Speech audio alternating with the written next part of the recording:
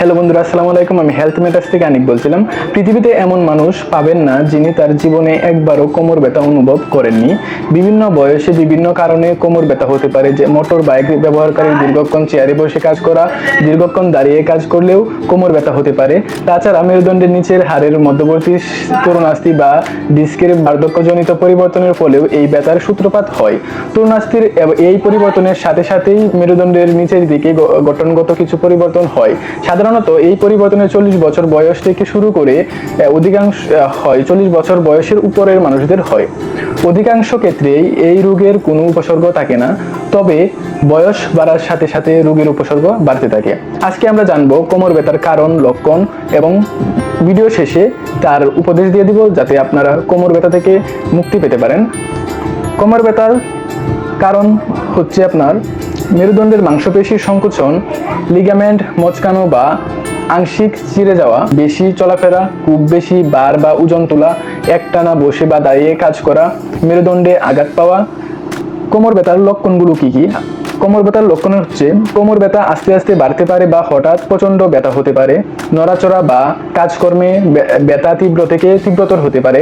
ব্যথা কোমরে থাকতে পারে বা কোমর থেকে পায়ের দিকে নামতে পারে। রোগী অনেকক্ষণ বসতে বা দাঁড়িয়ে থাকতে পারে।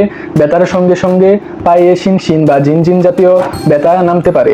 হাঁটতে গেলে পা খিচে আসে এবং আটকে যেতে পারে। ব্যথা দুই পায়ে বা যে কোনো এক পায়ে নামতে পারে। অনেকক্ষণ সময় বিছানায় শুয়ে থাকলে ব্যথা কিছু কমে আসে।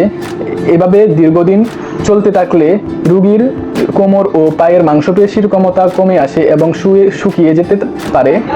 সর্বোপরি রোগী চলাফেরা ক্ষমতা হারিয়ে ফেলে। আপনারা এই রোগ নির্ণয় কিভাবে করবেন? কোমর ব্যথার এক্স-রে, এমআরআই, সিটি স্ক্যান এর মাধ্যমে কোমর ব্যথার রোগ নির্ণয় করা হয়। উপদেশ: ওজন কমানো ও খাদ্যাভ্যাস পরিবর্তন করা, অতিরিক্ত ওজন বহন করা না করা, ঘুমের বিছানা পরিহার করা, দীর্ঘক্ষণ দাঁড়িয়ে না থেকে বা একটানা না হাঁটা, অল্প হিলের জুতো বা স্যান্ডেল ব্যবহার করা, হাঁটু ভেঙে সামনের দিকে ঝুঁকা, কোমর সোজা রেখে কাজ করা, যেমন বাচ্চা কুলে নেওয়া, ঝাড়ু দেওয়া, টিউবওয়েল চাপা ইত্যাদি, উড়ো মাটির সমান্তরালে রেখে বসা, গাড়ি চালানোর সময় সোজা হয়ে বসা। ভিডিওটি যদি ভালো লেগে থাকে অবশ্যই চ্যানেলটি সাবস্ক্রাইব করে লাইক কমেন্ট করে আপনাদের মাঝে যাদের আত্মীয় স্বজনদের কোমর ব্যথা আছে তাদেরকে শেয়ার করে দিবেন, যারা তারা উপকৃত হতে পারে। ধন্যবাদ সকলকে। আসসালামু আলাইকুম।